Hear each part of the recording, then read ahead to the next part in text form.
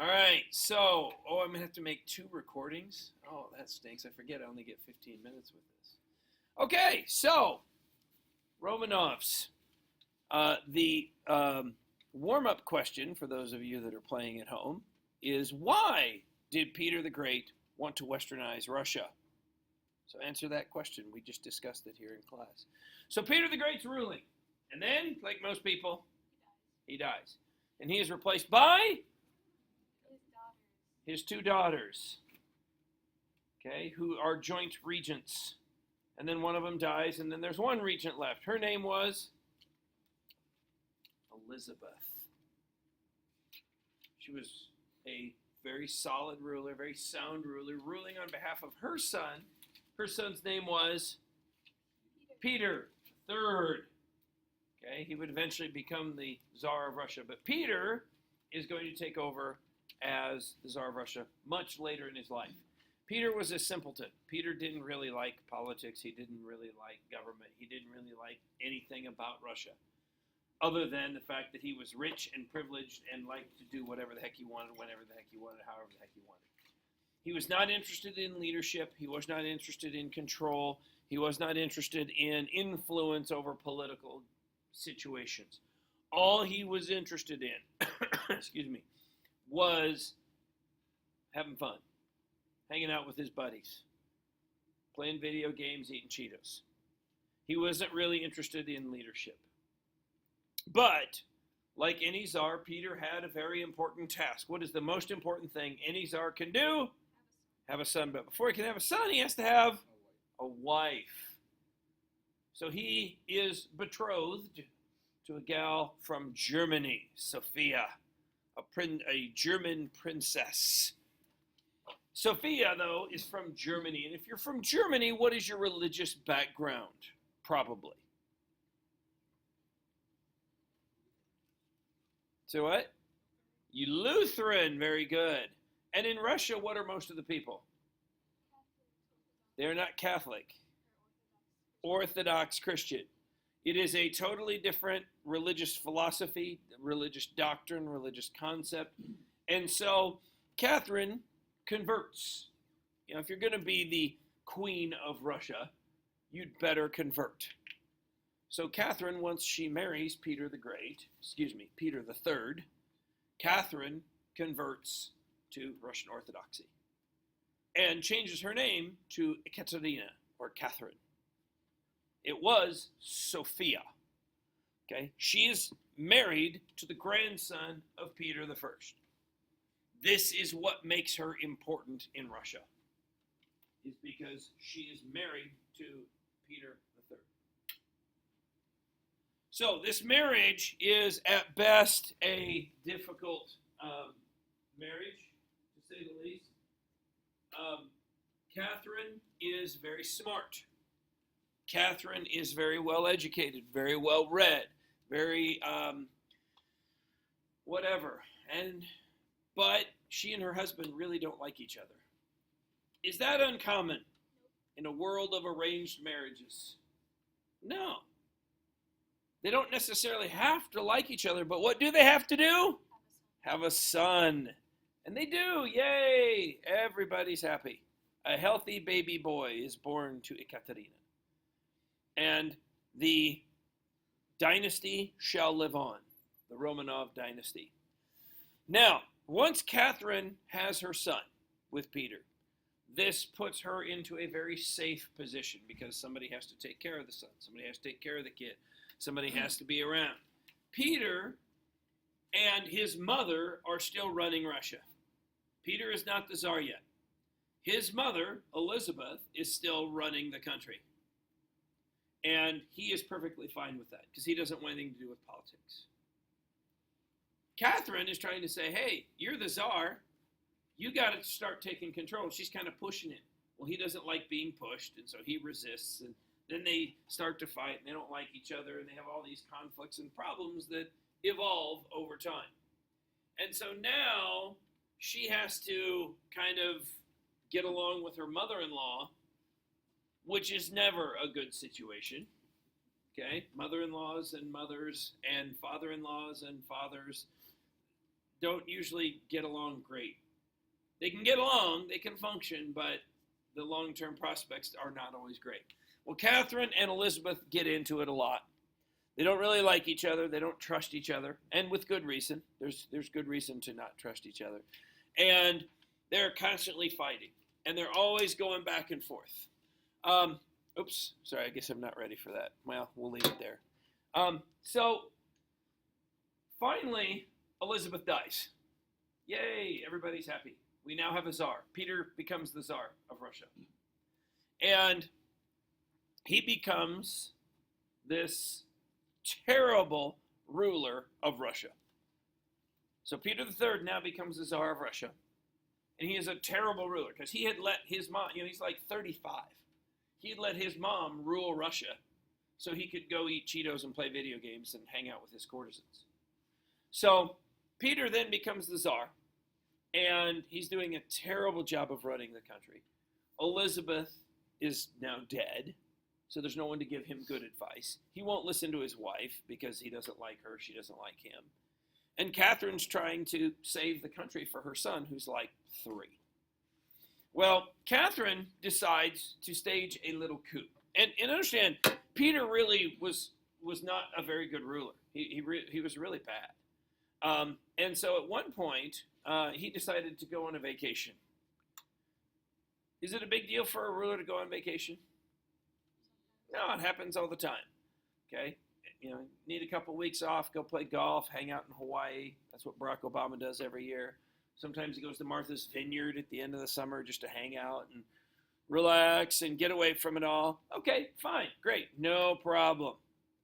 But Peter goes on vacation for like 7 months.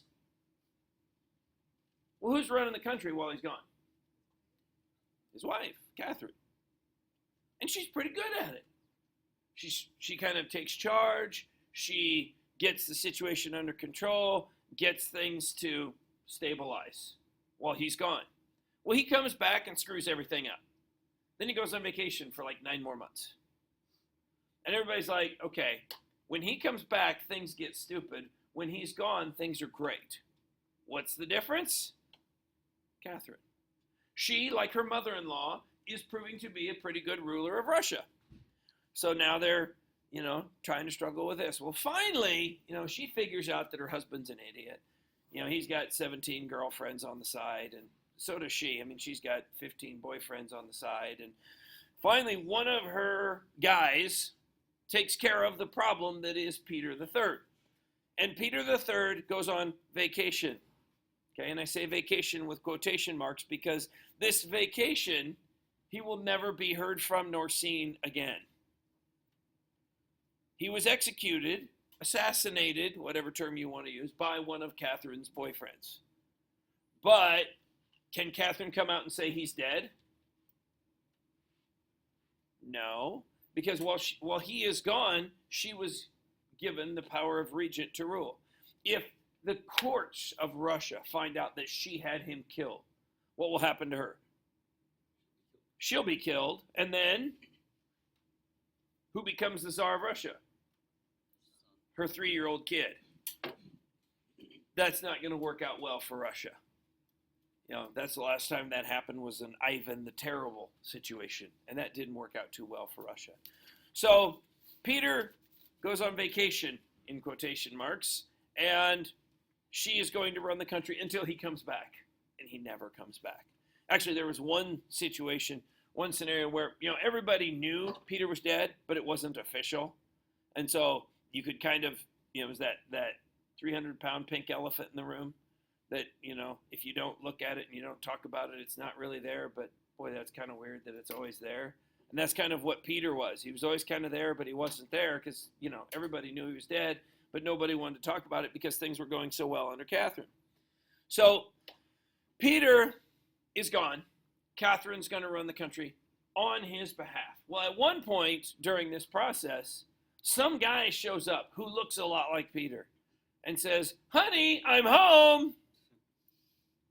And everybody's like, "Oh, good, the Tsar's back." And Catherine's like, "Yeah, that's not him, but it looks just like him. And he tells us the stories, and he's got all this information, and It was really a bizarre situation. And, kind of like we talked about with the false Dmitri that had come to Russia before Michael Romanov was the ruler. This guy, he was a pretender. He's from Tatar, and he looked somewhat like Peter the Great. And they educated him in French, and her rivals who were trying to catch her in a lie, because she knows her husband is dead. And most people knew her husband was dead, but then this guy shows up and says, "I'm Peter." And so created a unique, for about a year, they were husband and wife in a very weird way, until she could finally prove that he was not her husband, Peter. And so then he gets executed, and she rules the rest of the reign by herself. So she did most of her reign, most of her control as the Tsarina of Russia, came as the regent of Russia. That's really what made her powerful. Now, what did she do? Well, she never let her son rule. Like Elizabeth, she ruled as regent for a long time. What did we have here when we were looking at dates? 34 years. Okay, she ruled for a long time, never let her son rule. She had many lovers, and, everybody knew it, and they just kind of accepted it, because kings did that, czars did that. Why can't a czarina? So she did that. Most of her guys, most of her boyfriends, though, were powerful people in powerful positions who could help her. Like if, she needed the support of the military, all of a sudden she and the head of the military became best friends and more. And then if she needed the help of the boyars, she found the most influential boyar around, and he and she became very good friends and more. And so she uses this influence to really kind of push things. Now, she did do some impressive things for Russia. She expanded the borders, particularly into Poland. That was kind of her emphasis. One of the things in her 35 years of reign, Russia never lost a war. Russia never lost a war under Catherine. She expanded the power and influence of the army and the navy. And it was really kind of interesting. She, like Peter, was fascinated with the West. Now, she had a little bit more motivation to be fascinated with the West, because she was from Germany, the West. And thus, she had a reason to be fascinated with the West. And so her fascination really kind of put Russia in a weird spot, though. She wasn't fascinated with Germany, she was fascinated with France. She loved French. All things French. French people, French women, French men, French culture, French civilization, French. In fact, at one point, she was so fascinated with the French that she required everybody in Russia, in the court, to speak in French. So here is a German princess ruling Russia, speaking only in French to her court. And if you wanted to address her, you had to speak in French. So some dude from Siberia comes in and wants to ask the Tsarina for help. He comes in and says, "Hey, I need your help. Can you help me?" And she says, "I don't understand you. You need to speak French." He doesn't speak French. Does he get any help? Okay, so this becomes a very weird situation. Now, is it incredibly weird that French is used commonly in Russia? Not necessarily, because at this time in Europe, French was the international language. So if a British guy was speaking to a Spanish guy, they both spoke in French.